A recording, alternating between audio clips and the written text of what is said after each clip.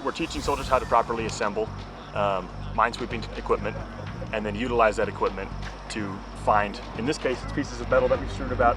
I've got a couple grenade bodies, and they're to recognize that as a UXO threat, flag it appropriately with the little flags we made, and then send a spot report. I want them to be able to recognize when there is a UXO hazard.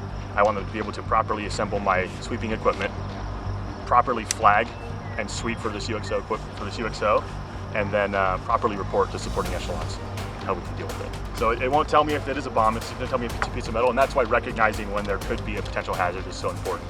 If everybody knows this stuff, then hopefully we can help preserve people's lives if we ever go down range and need to utilize this for whatever reason. God forbid we need to utilize this stuff, you know. Just make sure people they're not going to panic, you know, when the moment arises. They can have some confidence in themselves and have some confidence in their abilities to keep themselves and others safe.